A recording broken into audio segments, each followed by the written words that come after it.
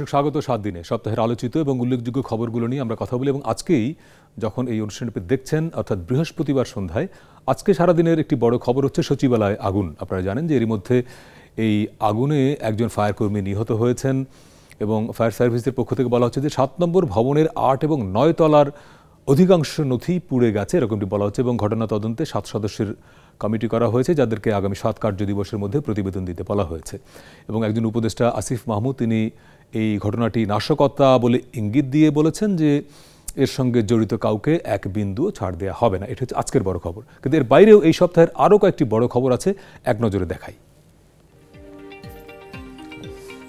চাঁদপুরের মেঘনা নদীতে কার্গো জাহাজে 7 জনকে কুপিয়ে হত্যা, দীর্ঘদিন ধরে বেতন ভাতা না পাওয়া ও দুর্ব্যবহারের ক্ষোভ থেকে জাহাজের মাস্টার সহ সবাইকে হত্যা করা হয় বলছে র্যাব। ঘটনা তদন্তে 4 সদস্যের কমিটি। চিকিৎসার জন্য আগামী সপ্তাহে লন্ডন যাচ্ছেন বিএনপি চেয়ারপারসন বেগম খালেদা জিয়া। শেখ হাসিনাকে ফেরত চেয়ে বাংলাদেশের পাঠানো কূটনৈতিক বার্তা পেয়েছে দিল্লি, এখনই মন্তব্য নয় বলছে ভারতের পররাষ্ট্র মন্ত্রণালয়। নিজের ও পরিবারের বিরুদ্ধে আনা দুর্নীতির অভিযোগ সম্পূর্ণ ভিত্তিহীন দাবি শেখ হাসিনার ছেলে সজীব ওয়াজেদ জয়ের। নির্বাচন নিয়ে সমমনা দলগুলোর সঙ্গে বিএনপির সংলাপ শুরু, ভোটের অধিকার আদায়ে জনগণকে রাস্তায় নামতে হবে মন্তব্য মির্জা ফখরুলের। 2025 সালের মধ্যে নির্বাচন হতে হবে বললেন জামায়াতের নায়েবে আমির। ডক্টর ইউনূসের সঙ্গে মার্কিন নিরাপত্তা উপদেষ্টার ফোনালাপ, স্থিতিশীল ও গণতান্ত্রিক বাংলাদেশের প্রতি সমর্থন, বাংলাদেশের জঙ্গিবাদ মাথা চাড়া দেবে না, তরুণরা নতুন বাংলাদেশ গড়তে চায় বললেন প্রধান উপদেষ্টা। জুলাই আগস্টে ছাত্র জনতার গণ অভ্যুত্থানে শহীদ ও আহত ব্যক্তিদের প্রথম ধাপের খসড়া তালিকা প্রকাশ, শহীদ 858 জন এবং আহত 11,551। সংসদে তরুণদের প্রতিনিধিত্ব বাড়ানোর সুপারিশ করবে সংবিধান সংস্কার কমিশন, হতে পারে 4 বছর মেয়াদী দ্বিকক্ষ বিশিষ্ট সংসদ বললেন অধ্যাপক আলী রিয়াজ। বিডিআরের সাবেক মহাপরিচালক ALM ফজলুর রহমানকে সভাপতি করে পিলখানা হত্যাকাণ্ড তদন্তে 7 সদস্যের কমিশন। অন্তর্বর্তী সরকারের বিরুদ্ধে সম্পদ জব্দ ও বিনিয়োগ বাধাগ্রস্ত করার অভিযোগ এস আলম গ্রুপের, 6 মাসের মধ্যে নিষ্পত্তি না হলে আন্তর্জাতিক সালিসি প্রক্রিয়া অনুসরণ, ফিনান্সিয়াল টাইমসের প্রতিবেদন।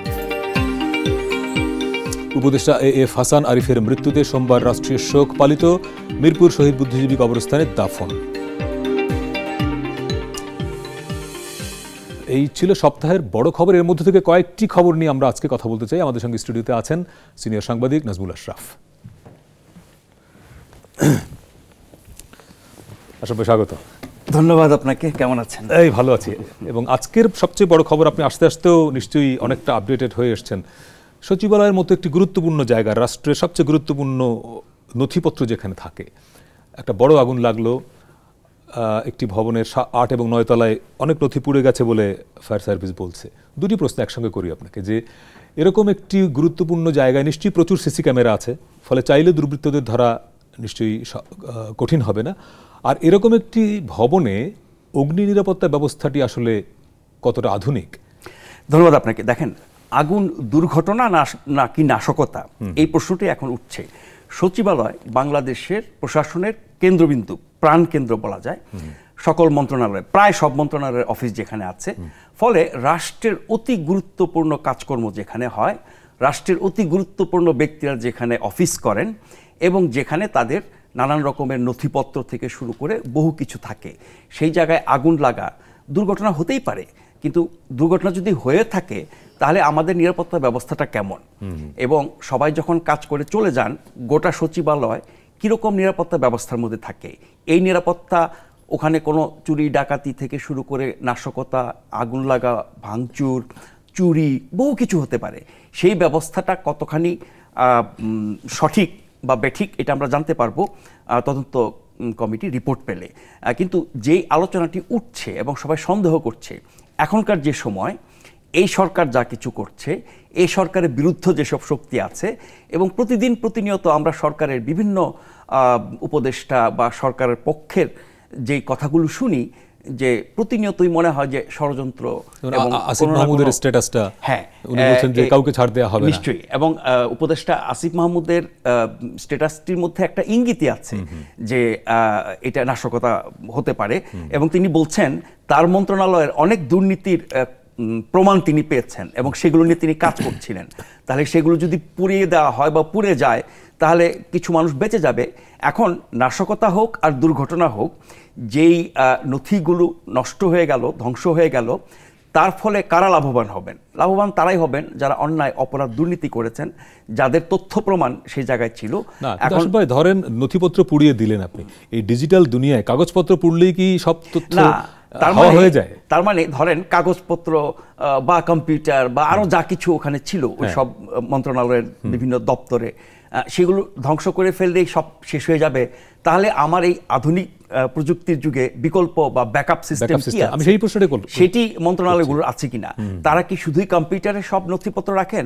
তারা কি শুধু ফাইলের মধ্যেই কাগজপত্র রাখেন, নাকি প্রত্যেকটার একটা ব্যাকআপ সিস্টেম আছে? এই যুগে আমরা যে ছোটখাটো ডিভাইস ব্যবহার করি, ফোন বা ল্যাপটপ বা কম্পিউটার ব্যক্তিগত, সেগুলোর ক্ষেত্রেও কিন্তু এই ব্যাকআপ সিস্টেমটা আছে। আমরা জানি না সরকারের ব্যাকআপ সিস্টেম কি। এই ডিজিটাল বাংলাদেশ আমরা খুব বড়াই করেছি অনেক বছর। এই ডিজিটাল বাংলাদেশের যে সামর্থ্য, তাতে করে ব্যাকআপ সিস্টেম কেন থাকবে না এবং সেটা কিভাবে রাখা হয়, আদৌ রাখা হয় কিনা আমরা জানি না। তবে এই আগুন এবং আগুনের ফলে যা কিছু হলো তার তদন্ত রিপোর্ট পেলে আমরা জানবো যে কি হলো। কিন্তু আমার সন্দেহ, নাশকতা হোক আর দুর্ঘটনা হোক, এই ঘটনার সঠিক তদন্ত এবং সব তথ্য বেরিয়ে আসবে কিনা, এটা আমার একটা সন্দেহ। দ্বিতীয়ত, এই সন্দেহটা কেন? সন্দেহটা এই কারণে যে এর সাথে যারা যুক্ত তারা হয়তো খুব প্রভাবশালী, যারা পরাজিত রাজনৈতিক শক্তি তাদেরকে আমরা দেখছি না, তারা আড়ালে, তারা গোপনে অনেক কিছু করছে দেশে বিদেশে থেকে, কিন্তু তাদের যারা সহযোগী, যারা সরকারের মধ্যে আছেন, প্রশাসনের মধ্যে আছেন, বিভিন্ন ক্ষেত্রে ছড়িয়ে ছিটিয়ে আছেন, তারা তো সক্রিয়। ফলে তাদের কর্মতৎপরতা সম্পর্কে আমরা জানি না এবং তাদের শক্তি সামর্থ্য সম্পর্কে আমরা জানি না। এই দুর্ঘটনার দিনই আরেকটি ঘটনা, এটার সাথে এটাকে মেলাচ্ছি না আমি, কিন্তু প্রশাসনের কর্মকর্তারা সাবেক এবং বর্তমান, তারা একটি সমাবেশ করে, একটা সভা করে মোটামুটি হুমকি ধামকি দিয়েছে এবং তারা প্রশাসনিক সংস্কার কমিশন বাতিলের দাবি করেছেন। শুধু সংস্কার কমিশন বাতিল না, তার যিনি প্রধান মুহিত চৌধুরী, তার পদত্যাগ বা অপসারণ দাবি করেছেন এবং তিনি যে কাজগুলো করছেন তার কিছু সুপারিশের কথা তিনি এরই মধ্যে একটি অনুষ্ঠানে বলেছেন। তার প্রত্যেকটার তারা বিরোধিতা করেছেন এবং এগুলো যদি বন্ধ করা না হয়, তিনি যদি পদত্যাগ না করেন বা তাকে সরিয়ে দেওয়া না হয়, তাহলে আরও বড় আন্দোলনের কর্মসূচির হুমকি তারা দিয়েছেন। তার মানে আমরা যে আমলাতন্ত্রের কাছে বন্দী, সব সরকারি বন্দী থাকে, এবং যেই আমলাতন্ত্র গত 16 বছর এই অগণতান্ত্রিক, অবৈধ, অনির্বাচিত এবং আরও যা যা কিছু বলি সেরকম একটি সরকারকে, শক্তিকে টিকিয়ে রেখেছিল, তারা কি মনে করেন যে নিষ্ক্রিয় আছে? তারা এই সরকারকে কি সহযোগিতা করছে? তারা কি সব কিছু ঠিকঠাক করা, দেশটাকে একেবারে যেমনটা মানুষ ভাবছে সেরকম করার ক্ষেত্রে ভূমিকা রাখছে? আমার তো মনে হয় না। ফলে ওই শক্তি কিন্তু যথেষ্ট শক্তিশালী। ধরেন যেখানে আগুনটা লাগলো, নর্মালি আগুন কিভাবে লাগে? ধরেন রেস্টুরেন্ট নিচে ছিল, হয়তো সিলিন্ডার বিস্ফোরণ, ওই ভবনে এরকম কোনো ইলেকট্রিক শর্ট সার্কিট এর কোনো কিছুই হওয়ার সম্ভাবনা কম। তার মানে এইটি যেটা অ্যাপারেন্টলি মনে হচ্ছে পরিকল্পিতভাবেই লাগানো, যদি আমরা জানি না, এটা আমরা আশঙ্কা তদন্তে জানা যাবে। কিন্তু ওই যে বললাম যে রাতে ওই দপ্তরগুলোতে কারা থাকে, কারা দায়িত্বে থাকেন, কিরকম নিরাপত্তা ব্যবস্থা, এবং যা যা কিছু হতে পারে, চুরি হতে পারে, হামলা হতে পারে, ধ্বংস হতে পারে, আগুন লাগানো হতে পারে, বহু কিছু হতে পারে, এইসব ঘটনার প্রতিরোধে কি কি ব্যবস্থা আছে? এবং একটা ক্লু হতে পারে যে সিসি ক্যামেরা সবগুলো অ্যাক্টিভ ছিল কিনা। যদি দেখা যায় সিসি ক্যামেরার ফুটেজ পাওয়া যাচ্ছে না, তখন বুঝতে হবে পরিকল্পিতভাবে সিসি ক্যামেরা নষ্ট করে দিয়ে তারপরে কাজগুলো করা হয়েছে। যেখান থেকে লাগাক না কেন, যখন মধ্যরাতে লাগলো তখন তো সচিবালয় ওই সিকিউরিটির দায়িত্বে নিয়োজিত ছাড়া কেউ ছিলেন না। আর কেউ থাকার কথা না, কোনো করিডোর থেকে বারান্দা থেকে যেই হেঁটে যাক না কেন, তাকে আইডেন্টিফাই করা খুব কঠিন তো না? নিশ্চয়ই। আবার দেখেন সময়টা দেখেন আপনি, আগুনটা লাগলো সেই গভীর রাতে, রাত 2টার সময়। তো রাত 2টার সময় আগুন লাগলো সচিবালয়ের মতো জায়গায়, টানা 6 ঘন্টা আগুন পুড়লো, তারপরে সকালবেলা সকাল 8টার দিকে সেই আগুন নেভানো হলো, প্রায় 10 ঘন্টার চেষ্টায় নিয়ন্ত্রণে এসেছে। তার মানে হচ্ছে সবকিছুর মধ্যেই কিন্তু নানান প্রশ্ন আছে এবং সেই প্রশ্নগুলোর উত্তর আমরা পাবো কিনা, কারণ এই তদন্ত কমিশন বা কমিটি কাদের নিয়ে গঠন করা হচ্ছে? রাইট, এই যে প্রশাসনের ব্যক্তিদের নিয়ে কিন্তু এই কমিটি গঠন করা হয়েছে।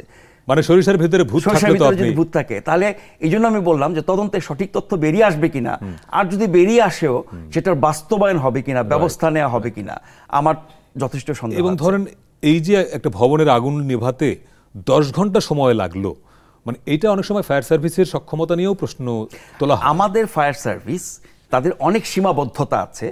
আপনি অন্য যে কোনো বাহিনীর তুলনায় আপনি বড় বড় ঘটনা ঢাকা শহরে যেগুলো ঘটেছে, আগুনের বা ধসে পড়ার, ভবন ধস, প্রত্যেকটা ক্ষেত্রে আপনি দেখবেন অন্য যে কোনো বাহিনীর চেয়ে তাদের ভূমিকা অনেক ভালো ছিল। তারা রেসপন্স করে, তারা অনেক দ্রুত রেসপন্স করে। তারা এই একটি বাহিনী যাকে আপনি ফোন করলে সঙ্গে সঙ্গে যাবে। একদম, আমি বললাম তো আমাদের যত বাহিনী আছে, সেনাবাহিনী থেকে শুরু করে পুলিশ পর্যন্ত, এই ফায়ার সার্ভিসের চেয়ে নিবেদিত প্রাণ, তাদের চেয়ে অনেক বেশি আন্তরিক, অনেক বেশি ঝুঁকি নিয়ে, অনেক বেশি সাহস নিয়ে কাজ করার রেকর্ড অন্য কোনো বাহিনীর আছে বলে আমার জানা নেই।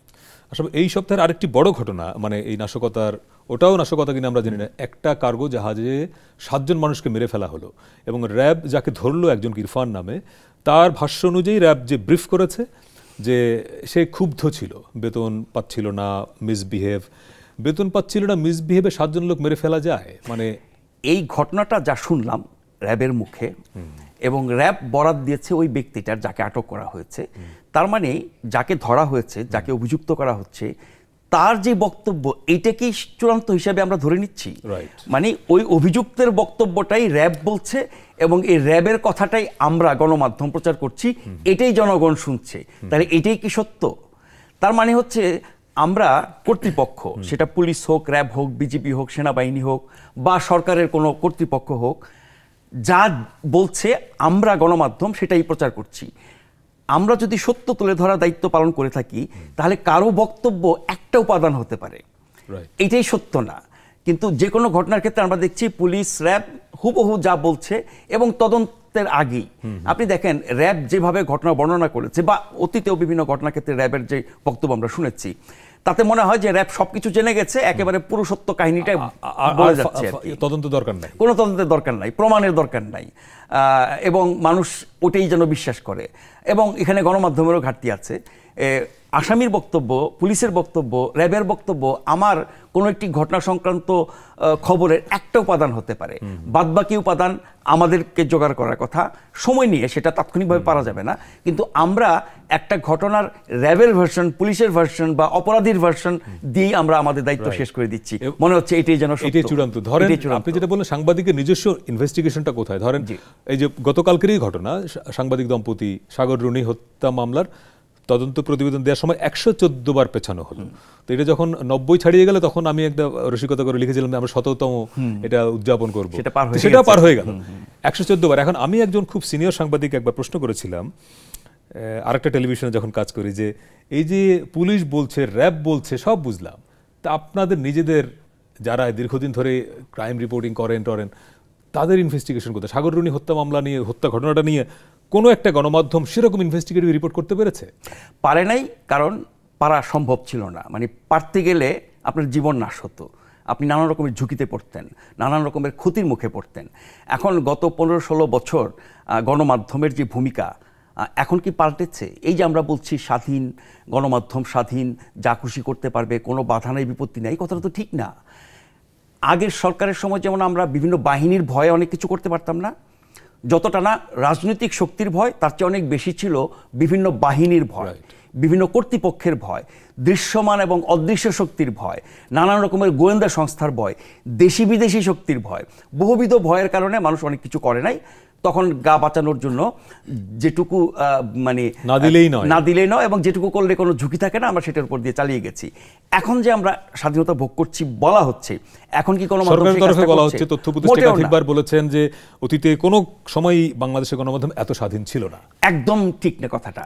আমাদের প্রধান উপদেষ্টা বলছেন আপনারা যত খুশি সমালোচনা করেন, আপনারা আমাদের ভুল ধরিয়ে দেন, আপনারা 2 হাত খুলে লেখেন, আপনারা যত খুশি বলেন, কিন্তু আপনি কি সেটা করতে পারছেন? বা আমি সেটা করতে পারছি? বা সবাই সেটা করতে পারছে না?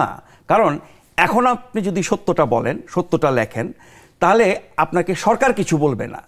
কিন্তু বহু শক্তি আছে, আন্দোলনকারী শক্তি থেকে শুরু করে বহুবিধ শক্তি, রাজনৈতিক, অরাজনৈতিক, সামাজিক, সাংস্কৃতিক, যাদের আপনার এই সত্যটা পছন্দ হবে না, সে আপনাকে হুমকি দেবে, সে আপনাকে নানানভাবে বিব্রত করবে, সে আপনাকে যাচ্ছেতাই ভাষায় সামাজিক মাধ্যমে আপনার বিরুদ্ধে লেখালেখি করবে, সুযোগ পেলে বিভিন্ন অনুষ্ঠানে আপনাকে বিরুদ্ধে কথা বলবে, রাস্তায় নেমে আপনাকে হুমকি দেবে।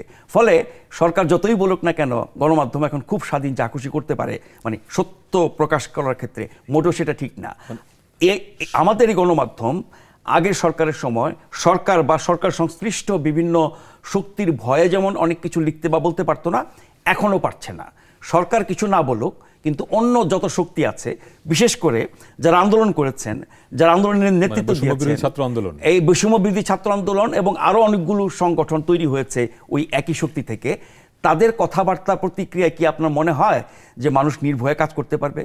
তারা যখন গণমাধ্যমে গিয়ে হুমকি দিয়ে লোকজনের চাকরি খেতে বলে, তারা যখন গণমাধ্যমে গিয়ে কোনো ব্যক্তিকে সরিয়ে দিয়ে আরেকজনকে বসাতে বলে। আপনি সময় টিভির কথা বলছেন? সময় টিভির কাহিনী কেন, আপনি 4টা 5টা 6টা 7টা 8টা টেলিভিশনের কথা বলতে পারেন যে 5ই অগাস্টের পরে এখানে দখল হয়েছে। আমি 4টা 5টা 6টা টেলিভিশনের গুরুত্বপূর্ণ পদের কথা বলতে পারবো যে পদগুলো দখল হয়েছে। আগে যারা ছিল তাদেরকে বের করে দেওয়া হয়েছে। নতুন শক্তি, নতুন পরিচয়ে নতুন ব্যক্তিরা গিয়ে সেই টেলিভিশনের গুরুত্বপূর্ণ পদগুলো দখল করেছে।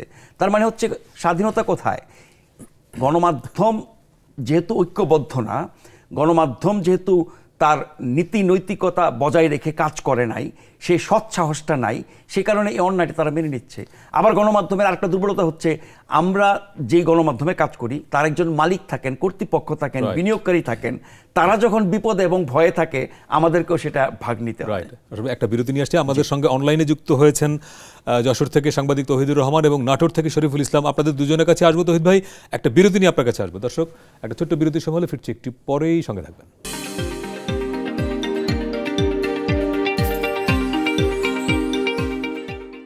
দর্শক, বিরতির পরে আবারও স্বাগত 7 দিনে। সপ্তাহের আলোচিত খবরগুলো নিয়ে কথা বলছি। আমাদের সঙ্গে স্টুডিওতে আছেন সিনিয়র সাংবাদিক নাজমুল আশরাফ এবং অনলাইনে যশোর থেকে যুক্ত আছেন সাংবাদিক তৌহিদুর রহমান। তৌহিদ ভাই, এই সপ্তাহে একটি বড় সুসংবাদ আপনাদের ওই অঞ্চলের মানুষের জন্য, যে পদ্মা সেতু হয়ে ঢাকা খুলনা এবং ঢাকা বেনাপোল দুটি নতুন ট্রেন সার্ভিস চালু হয়েছে।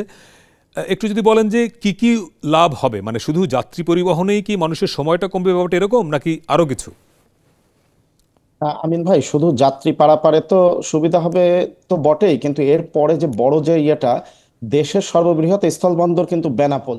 এই বেনাপোল থেকে যদি পণ্য আমরা সরাসরি ঢাকা বা চট্টগ্রামে নেওয়ার সুযোগ পাই, তাহলে কিন্তু আমাদের এই যে সময় এবং ব্যয় দুটোই কমে যাবে। এই কমের প্রভাবটা কিন্তু শেষে যে ক্রয় মূল্যের উপর পড়বে, অর্থাৎ ভোক্তারা সেই সুযোগটা পাবে বলে মনে হয়। কারণ বন্দরে যদি পণ্য বেশি দিন পড়ে থাকে, তারপরে বিশেষ করে কাঁচামালগুলো যদি পৌঁছাতে সময় বেশি লাগে, তার প্রভাব কিন্তু সর্বশেষ যে আমাদের মতো সাধারণ ভোক্তাদের উপরে পড়ে। অর্থাৎ এই যে এখন ট্রেনে করে যদি ঢাকায় পণ্য নেওয়া হয়, আমদানি পণ্য, সেই ট্রেন ঘুরে যেতে প্রায় 1 দিন লেগে যায় মালবাহী পণ্য, এবং যাত্রীবাহী ট্রেন লেগে যায় 7 থেকে 9 ঘন্টা। সেটা যদি পদ্মা সেতু হয়ে সরাসরি চলে যেতে পারে, তাহলে সেটা 3 থেকে 3.5 ঘন্টায় পৌঁছে যাবে। আমাদের তো লাইন সংকট সহ বিভিন্ন ধরনের আছে, এবং যে কোনো সমস্যা হলেই আগে মালবাহী ট্রেনগুলোকেই কিন্তু আটকে দেয়া হয়। অর্থাৎ ক্রসিং বলি বা যে কোনো পয়েন্টেই বলি, মালবাহী ট্রেনকেই কিন্তু গতি কমিয়ে দেওয়া হয়। বেনাপোল বন্দর কেন্দ্রিক যে অর্থনীতি, সেটি এখন এক অর্থে স্থবির, মানে এটা একটু যদি বলেন, মানে আসলে কি? আমিন ভাই, আমি মাত্র 2 দিন আগে বেনাপোল বন্দরে গিয়েছিলাম এবং নোম্যান্স ল্যান্ডের কাছে পর্যন্ত গিয়েছিলাম। তো আমার কাছেই এই বন্দরটি খুবই অপরিচিত মনে হলো, যেখানে এত কর্মব্যস্ত ভিড়, মানুষের ঠাসাঠাসি, সেই পরিবেশটা আসলে নাই। এইটার বড় কারণ যে বাংলাদেশ এবং ভারতের মধ্যে যে পাসপোর্ট ভিসা দেওয়ার যে প্রক্রিয়া, সেটা বন্ধ রয়েছে বলা চলে। এর প্রভাব কিন্তু অলরেডি বেনাপোল বন্দরে আমরা দেখছি। যদি যাত্রী পারাপারের কথা বলি, আমাদের বেনাপোল বন্দর দিয়ে প্রতিদিন 10,000-এর বেশি মানুষ যাতায়াত করতো স্বাভাবিক সময়ে। গত 2 দিন আগে আমি যেদিন যাই, সেদিন দেখলাম যে 650 জন এপার থেকে ওপারে এবং ওপার থেকে এপারে এসছেন। অর্থাৎ যেহেতু ভিসা নেই, ওই পুরানো যাদের ভিসা রয়েছে নেওয়া, তারাই শুধু যাতায়াত করতে পারছেন, তারপরেও মানুষ যাচ্ছে না। একইভাবে আমি ব্যবসায়ীদের সাথে কথা বলেছি, তারা যেটা বলছেন যে ভারতের সাথে এবং বাংলাদেশের সাথে এই ব্যবসা বাণিজ্য যদি স্বাভাবিক রাখতে হয়, তাহলে ভিসাটাও স্বাভাবিক রাখতে হবে। কারণ তারা যে বায়ারের কাছে যাবেন, সেই পণ্যটা তারা নিজেরা যাচাই করবেন, দাম যাচাই করবেন, সেই সুযোগটা কিন্তু সংকুচিত হয়ে যাচ্ছে। বিজনেস ভিসা আপনি জানেন যে 3 থেকে 5 বছরের জন্য এক মেয়াদে ভিসা পেয়ে থাকে ব্যবসায়ীরা। সেই ভিসা যাদের আছে এখনো, তারা যেতে পারছেন, কিন্তু অধিকাংশেরই ভিসার মেয়াদ ব্যবসায়ীদের শেষ হয়ে গেছে, যার প্রভাব অলরেডি বেনাপোল বন্দরে আমদানি রপ্তানির ক্ষেত্রেও পড়েছে। প্রতি বছর 10,000 কোটি টাকার কাছাকাছি, বা কখনো কখনো সেটা আরও এক্সিট করে যায়, রাজস্ব আয় করে থাকে। গত 3 মাসে কিন্তু 339 কোটি টাকা লক্ষ্যমাত্রার থেকে কম হয়েছে এবং এটা আরো কমবে, কারণ ভিসা প্রক্রিয়া যেহেতু বন্ধ হয়েছে। এখন যে মালগুলা ঢুকছে এটা পুরানো এলসির মাল। এই আচ্ছা। এলসি নতুন করে অনেকেই খুলছে না। এলসি খুলে মাল আনতে পচনশীল বা জরুরি পণ্য ব্যতীত অন্যান্য পণ্যের ক্ষেত্রে 2 মাস থেকে 6 মাসও কিন্তু লেগে যায়। সেই পণ্যগুলোই এখন আসছে। তৌহিদ ভাই, অনেক অনেক ধন্যবাদ আপনাকে। আসলে ভাই আমরা বিরতিতে যাবো, তো যদি অল্প আপনি কিছু যুক্ত করতে পারেন যে 5ই আগস্টের পরে আমরা দেখলাম যে বাংলাদেশ ভারত সম্পর্কে টানাপোড়েন এতটা বাড়লো যে ভারত ভিসা দেওয়া বন্ধ করে দিল। বাংলাদেশের প্রচুর মানুষ তো ঘুরতেও যায়, চিকিৎসার জন্য যায়। না, শুরুর দিকে ভারতের প্রতিক্রিয়াগুলো খুবই আপত্তিকর, নেতিবাচক, ক্ষতিকর ছিল দু দেশের জন্যই। আস্তে আস্তে সেগুলো কমে আসছে এবং এই ভারতের পররাষ্ট্র সচিব সফর করার পর আমরা যা যা দেখলাম তাতে মনে হচ্ছে যে অবস্থানগত একটু পরিবর্তন হয়েছে। কিন্তু এই 5ই আগস্টের পরে ভারত সরকার, ভারতের রাজনৈতিক দল, ভারতের গণমাধ্যম সবার ভূমিকাই খুবই ভারতের নেতিবাচক এবং দুই একটা আপত্তিকর ছিল। গণমাধ্যম তারা মানে অ্যাজ ইফ অ্যাক্টিভিস্ট। না, অ্যাক্টিভিস্ট বললেও মানে ওটার তো একটা মান থাকে। পশ্চিমবঙ্গের কিছু গণমাধ্যম যা করেছে এগুলো মান নাই। আমরা শুধু পশ্চিমবঙ্গের কথা কেন বলি, দিল্লির গণমাধ্যম কি খুব দায়িত্বশীল কাজ করেছে? এখনকার কথা কেন বলি, আপনি বরাবরই ভারতের গণমাধ্যম বাংলাদেশ সম্পর্কে যা করে এটিকে সাংবাদিকতা, তাদের মধ্যে তো সবসময় একটা টেন্ডেন্সি থাকে যে বাংলাদেশ হচ্ছে তাদের স্টেট। হ্যাঁ ওটাই, মানে ভারত সরকারের যেই মনোভাব গণমাধ্যম তাই করে। তাহলে গণমাধ্যম যে ফ্যাক্ট বা সত্য তুলে ধরবে, দায়িত্বশীল কাজ করবে, সেটা তো তারা করে না। সবশেষ কথাটা ধরেই ধরেন আপনি প্রতিবেশী তো যদি ভাড়াটিয়া হন, ধরেন ঢাকা শহরে যে বাসায় থাকেন সেই বাসাটা ভাড়া, প্রতিবেশী পছন্দ হলেন আপনি অন্য এলাকায় চলে গেলেন, কিন্তু রাষ্ট্রীয় প্রতিবেশী তো বদলানো যায় না। তাহলে এখন তাহলে বাংলাদেশ ভারতের সঙ্গে আমাদের যে সম্পর্ক যে জায়গাটায় তলানিতে গিয়ে ঠেকলো এইভাবে থাকবে নাকি এখান থেকে আমরা উত্তরণ চাই? না, উত্তরণটা নির্ভর করছে দুপক্ষের উপরে। আমি বলবো 5ই আগস্টের পরে বাংলাদেশ একটি স্বাধীন সার্বভৌম রাষ্ট্র হিসেবে যা করার, যা বলার সেটাই করেছে এবং বলেছে। ভারত এটা মানতে পারে নাই, কারণ গত 16 বছর ভারত বাংলাদেশকে এভাবে দেখে নাই। বাংলাদেশকে তারা পদানত করে রেখেছিল, তাদের হুকুমে তাদের ইচ্ছায় উঠত বসত, যা চাইতো তাই পেত। ওই জায়গা থেকে হঠাৎ করে বাংলাদেশ ঘুরে দাঁড়িয়েছে, গোটা বাংলাদেশের মানুষ ভারতের অন্যায়ের বিরুদ্ধে রুখে দাঁড়িয়েছে, কথা বলছে, শক্ত ভাষায় জবাব দিচ্ছে, একেবারে টিট ফর ট্যাট। এই জিনিসটা ভারত প্রথমে হজম করতে পারে নাই, মানে বিস্মিত হয়েছে। আস্তে আস্তে তাদের সম্বিত ফেরত পাচ্ছে এবং বাস্তবসম্মত হওয়ার চেষ্টা করছে। এবং আমরা আশা করছি যে ভারত ওই বাস্তবতা মেনে নেবে যে বাংলাদেশ একটা স্বাধীন সার্বভৌম রাষ্ট্র এবং সেই স্বাধীন সার্বভৌম রাষ্ট্রের উপরে যাতা খুশি করা যায়। তার রাজ্য না, তার মানে পদানত না, তার দাস না, তার অনুগত না, এইটা বুঝতে হবে। এখন এই সরকার বা এখন যারা যেই নীতি অনুসরণ করছে, এরপরে যে সরকার আসবে, নির্বাচিত সরকার, তারা এটা ধারাবাহিকতা রাখবে কিনা এটা একটা ব্যাপার। আর বাংলাদেশের মানুষের মধ্যে ভারতের এই অন্যায়ের বিরুদ্ধে যে ক্ষোভ, এটা কিন্তু সবসময় ছিল, কিন্তু 5ই আগস্টের পরে এটার একরকমের বিস্ফোরণ ঘটেছে। এবং আমার ধারণা বাংলাদেশের মানুষের এই মনোভাব, এই অবস্থান, এটা কেউ বদলাতে পারবে না। আরেকটা বিরতি নিয়ে আসছে দর্শক, আরেকটা ছোট্ট বিরতির সময় হলো, ফিরছে একটু পরেই, সঙ্গে থাকবেন।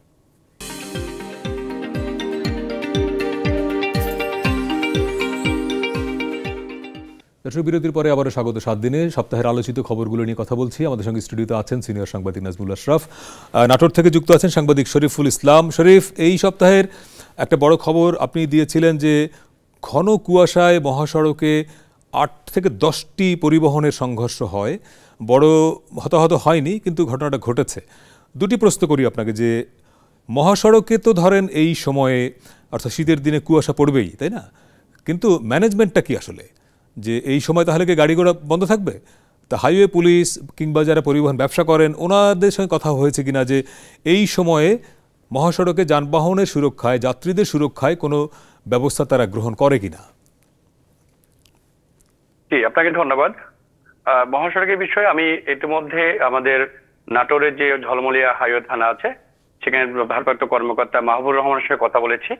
তিনি বলেছেন যে ঘন কুয়াশার সময় বিশেষ করে চালকদেরকে তারা হেডলাইট এবং ফগ লাইট জ্বালিয়ে তারা গাড়ি চলাচল করতে বলেছেন এবং গতিসীমা 50-এর মধ্যে রাখতে বলেছেন। এর পাশাপাশি তারা বিভিন্ন রকম প্রচার প্রচারণা চালাচ্ছেন এবং কোথাও যদি কখনো কোনো গাড়ি নষ্ট হয়ে যায় বা কোনো চালক অনিরাপদ মনে করে, সেক্ষেত্রে তারা পুলিশ প্রোটেকশন দিয়ে নির্দিষ্ট স্থানে তারা পৌঁছে দিচ্ছেন। এর পাশাপাশি তারা আরেকটা জিনিস করছেন যে চালকদেরকে বিভিন্ন রকম সচেতনমূলক পোস্টার, লিফলেট দিয়ে রাখছেন। আর আমি আরেকটা বিষয়, নাটোরের যে নিরাপদ সড়ক চাই শাখার সভাপতি মোস্তাফিজুর রহমানের সঙ্গে কথা বলেছি। তিনি আমাকে জানিয়েছেন যে আসলে বেসিক্যালি তারা এক্সট্রা কোনো মানে পুলিশ পক্ষ থেকে হোক বা মালিক পক্ষ থেকে হোক তারা কখনো এই শ্রমিকদের জন্য নিরাপত্তা কোনো এক্সট্রা মানে নেয় না, ব্যবস্থা নেয় না। এই কারণে কিন্তু অনেক হতাহত ঘটে, যারা অনেক সময় অ্যাক্সিডেন্টে মারা যায় তাদেরও ঠিক মতো খোঁজ খবর তারা নেন না। তো এদিক দিয়ে যদি তারা কোনো একটা পুলিশের পক্ষ থেকে বা মালিকের পক্ষ থেকে যদি কোনো একটা মানে এটা কার্যক্রম গ্রহণ করেন তাহলে হয়তো এদের জন্য সুবিধা হয়। তো এই গত চলতি বছরে আপনার প্রায় 46 জন সড়ক দুর্ঘটনায় মারা গিয়েছেন এবং আহত হয়েছেন প্রায় 150 জনের মতো। নাটোর জেলায় এটা কি নাটোর জেলায়? নাটোর জেলায়, আচ্ছা জি নাটোর জেলায় চলতি বছরে 46 জন মারা গিয়েছেন এবং 150 জন আহত হয়েছেন। আর আপনি যেটা বললেন যে গত ঘন কুয়াশার কারণে চলতি সপ্তাহে আপনার বগুড়া নাটোর হাই সড়কের ডাল সড়ক এলাকায় আপনার 10টি ট্রাক মানে বালু বোঝার ট্রাকের সঙ্গে প্রায় 6টি ট্রাকের সঙ্গে সংঘর্ষ হয়, সেখানে একজন মারা যায় এবং আহত প্রায় 7 জন। এর মূলত কারণ হচ্ছে যে ঘন কুয়াশার সময় গাড়িগুলো হচ্ছে তারা দীর্ঘগতিতে চলবে এমন কোনো নির্দেশনা পুলিশ পক্ষ থেকে দিলেও তারা কিন্তু চালকরা মানতে না, তারা সবসময় চায় দ্রুত চলে যেতে এবং সঠিক সময়ের মধ্যে গন্তব্যস্থলে পৌঁছার জন্য। এই তাড়াহুড়া করতে গিয়ে বা দ্রুত গতি চলতে গিয়ে কিন্তু এই ঘটনা ঘটে থাকে। তো আসলেও পুলিশ বলতেছেন যে তারা নিরাপত্তার স্বার্থে বা চালকদের নির্বিঘ্নে চলাচলের ক্ষেত্রে তারা বিভিন্ন রকম পদক্ষেপ গ্রহণ করেছেন, কিন্তু কতটা গ্রহণ করছেন সেটা আসলেও দেখার বিষয়। এটা চালকরা সবসময় নির্দেশনা মানতে চায় না। শরীফ, আরেকটা বিষয় ধরেন এর সঙ্গে রিলেটেড কিছুটা, কুয়াশার এই সময়ে, শীতের সময়ে নাটোর তো এমনিতেই খুব বিউটিফুল মানে প্রাকৃতিক নৈসর্গের বনলতা সেনের শহর, তাই না? এই সময় তো ধরেন প্রচুর রস হয়, মানে বাংলাদেশের যে কটা জেলায় এখন পর্যন্ত খেজুরের রস পাওয়া যায়, নাটোর একটা। এবছর রসের যোগান কেমন এবং সেই রসের যে বাই প্রোডাক্ট গুড়, নাটোরের গুড় সারা দেশেই খ্যাত, এবছর এই রস এবং রসের যে বাই প্রোডাক্ট গুড়ের কেমন ব্যবসা কেমন হচ্ছে বা উৎপাদন কেমন? খুব সুন্দর একটা প্রশ্ন করছেন। নাটোরের ঐতিহ্য খেজুরের গুড় গত 2-3 বছর হচ্ছে এবছর কিন্তু রসের যোগানটা অনেক বেশি এবং যে গুড় উৎপাদন হচ্ছে সেই গুড়ের দামটাও কিন্তু গত বছর হচ্ছে এবছর দ্বিগুণ বলা যায়। এই বছরে আপনার সর্বোচ্চ গুড় বিক্রি হচ্ছে 250 টাকা এবং সর্বনিম্ন 230 টাকা কেজি সেদিক থেকে। এবং এই নাটোরের যে খেজুরের গুড়টা ঐতিহ্য, এবং আপনাকে আমি একটা বলতে চাই যে এই শীতের সময় আসলে কিন্তু পাড়া মহল্লায় বা গ্রামের যে একটা ঈদের মতো আমেজ যে আমরা দেখি, সেই আমেজটা কিন্তু এই সময় পিঠাপুলির মধ্যে মানে সবাই ঘরোয়া ভাবে বা পারিবারিক ভাবে একটা উপভোগ করেন। তো সব দিকে বলা যায় যে আপনি বলছেন যে গতবারের চেয়ে রসের এবার যোগান বেশি, গুড়ের দাম দ্বিগুণ, মানে এর ব্যাখ্যাটা কি? ব্যাখ্যাটা হচ্ছে যে এবার গুড়ের হচ্ছে যে আপনার শীতটা ভালো আছে, শীত ভালো, যত শীত ভালো থাকবে তত গুড়ের রসটাও বেশি যোগান হবে। আর এবং যোগান হওয়ার কারণে আপনার গুড়টাও খুব প্রাকৃতিক ভাবে তৈরি হয়ে থাকে, কেন বিগত বছরগুলোতে শীত কম থাকার কারণে অনেক সময় রস সংগ্রহ কম হয়, সেখানে ভেজালে একটা তাবুবার থাকে। আমরা দেখি চিনি মিষ্টি অনেক সময়, তার মানে এবার গুড়টা খাঁটি হচ্ছে বলে দাম বেশি, এরকম বিষয়টা? জি, দুটা ভাগ আছে, একটা হচ্ছে ভেজাল গুড়ের মতো আর একটা হচ্ছে যে খাঁটি গুড়। এবং এখন যেহেতু চিনির দামটাও অনেক বেশি, যার কারণে চিনি দিতে অনেকে ভেজাল করার সুযোগ নাই, কারণেই এখন কি ভেজাল করতে চায় না চিনির যোগান হচ্ছে, সেক্ষেত্রে এর জন্য দামটাও বেশি। আচ্ছা আচ্ছা, জি শরীফ, অনেক ধন্যবাদ আপনাকে। আশরাফ ভাই, আমরা একটা আগের প্রসঙ্গে যাই, মহাসড়কে। আগের প্রসঙ্গে যাওয়ার আগে এই যে আপনি জীবনানন্দ ভক্ত, নাটোর, বনলতা সেন সবকিছু মিলে খুব মজা লাগছিল। জি, মহাসড়কে এই সময়ে আপনি কয়েকদিন আগেও ঢাকা মাওয়া হাইওয়ে যে এক্সপ্রেসওয়েতে কয়েকটা ঘটনা ঘটলো, কিন্তু এখন প্রশ্নটা তো এই সময় তো আমাদের যানবাহন বন্ধ থাকবে না, চলবেই, এবং কুয়াশাটা ঘন হয় বেসিক্যালি ভোরের দিকে, এবং হাইওয়ে বাস যেগুলো ধরেন উত্তরবঙ্গ থেকে বা দূর থেকে মধ্যরাতে ছেড়ে আসে ও ঢাকায় ঢোকার আগে আগে এই অ্যাক্সিডেন্টগুলোর মধ্যে পড়ে। তাহলে এখানে আমাদের যে ম্যানেজমেন্টটা থাকবার কথা, মহাসড়ক ব্যবস্থাপনা, পরিবহন ব্যবস্থাপনা, সেই জায়গাটায় ঘাটতি আছে কি না? ব্যবস্থাপনায় ঘাটতি থাকতে পারে, তারপরেও কিন্তু দুর্ঘটনা ঘটতে পারে। ধরেন আমাদের দেশে রাস্তাঘাটের সমস্যা, গাড়ির সমস্যা, চালকের সমস্যা, এরকম নানান সমস্যার কারণে দুর্ঘটনা ঘটে। এখন এই কুয়াশার কারণে দুর্ঘটনার কথা বলছেন আপনি, আমেরিকাতে খুব কমন যেটা তুষারপাতের কারণে রাস্তা পিচ্ছিল হয়ে যায়, অনেক দুর্ঘটনা ঘটে, প্রচুর দুর্ঘটনা ঘটে। তো তাদের ব্যবস্থাপনা কি কম উন্নত, তারপরে তো ঘটে। তার মানে হচ্ছে যে কিছু কিছু বিষয় আছে এগুলো আপনার আমার নিয়ন্ত্রণের বাইরে, সেটাই দুর্ঘটনা। শুরুতে আমরা বলছিলাম যে নাশকতা না দুর্ঘটনা, এগুলোর ক্ষেত্রে নাশকতার কথা ভাবার কোনো সুযোগ নাই, কেবলই দুর্ঘটনা।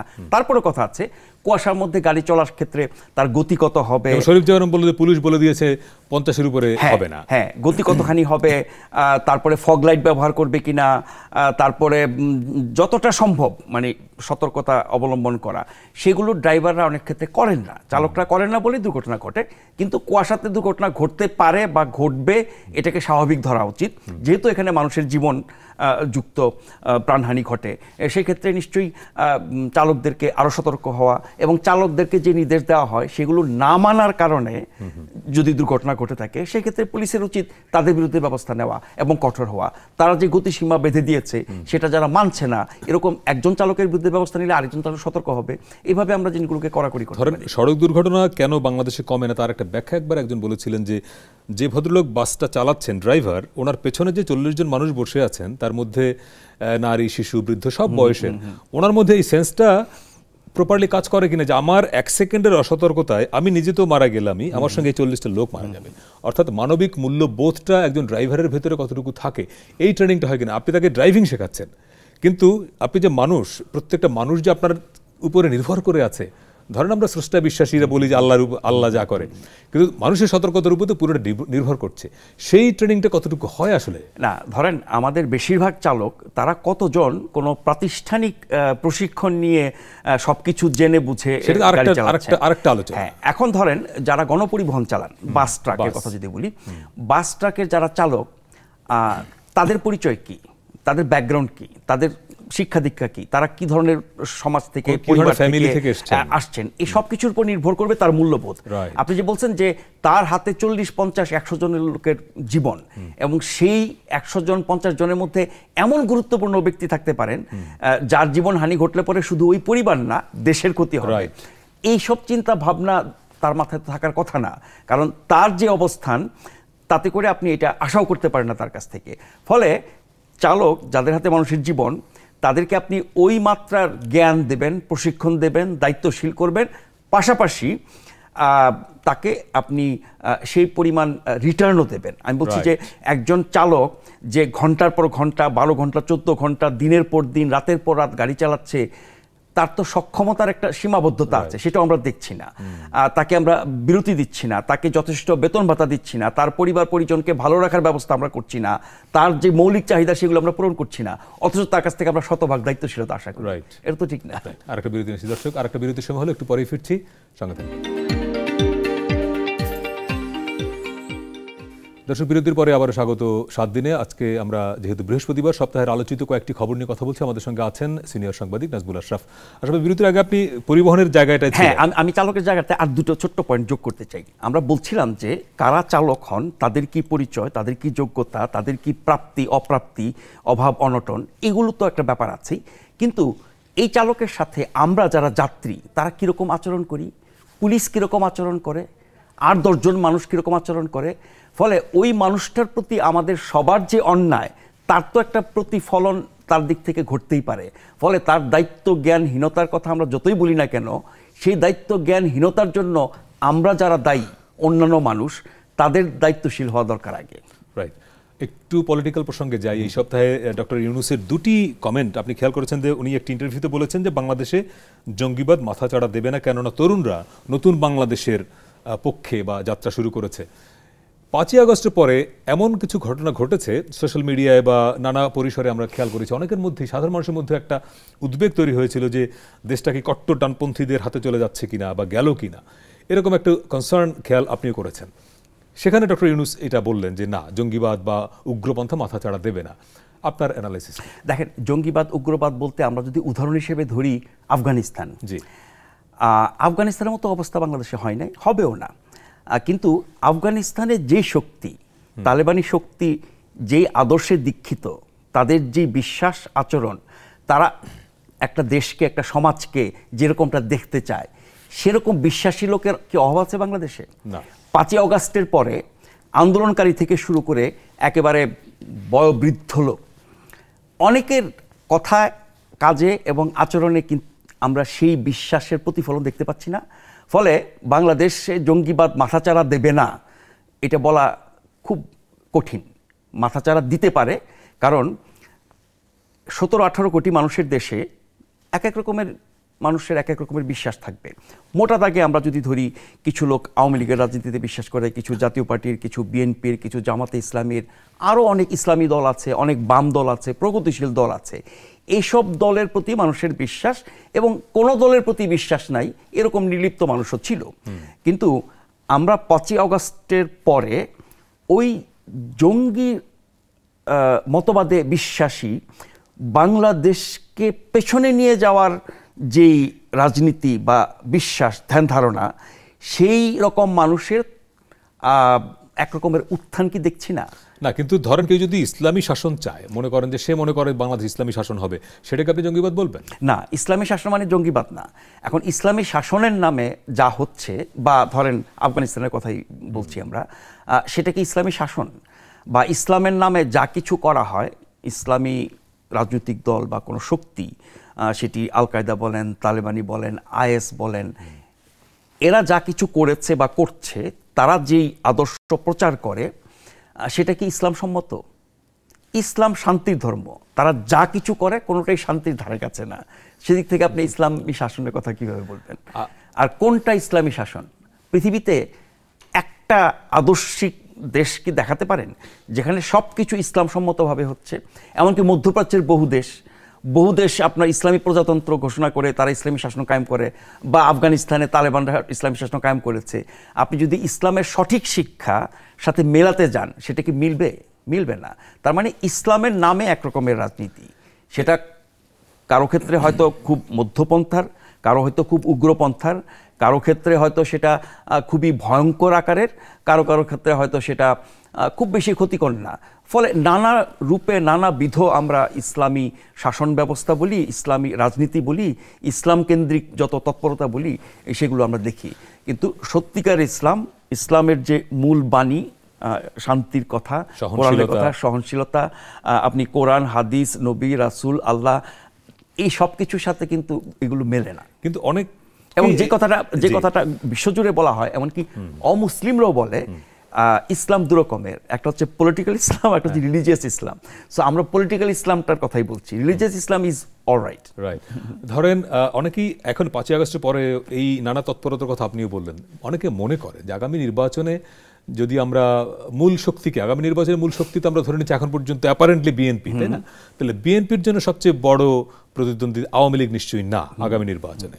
তাহলে অনেকেই যেটা বলেন যে আগামী নির্বাচনে হয়তো এই যে ইসলামিক ফোর্স যেগুলো যাদেরকে ইঙ্গিত করছেন, তারাই বিএনপির জন্য সবচেয়ে বড় প্রতিদ্বন্দ্বী হবে। ব্যাপারটা এরকম কিনা? ধরেন আওয়ামী লীগ যেহেতু নাই, বিএনপি সবচেয়ে বড় প্রতিদ্বন্দ্বী হওয়ার কথা জামাতে ইসলামী।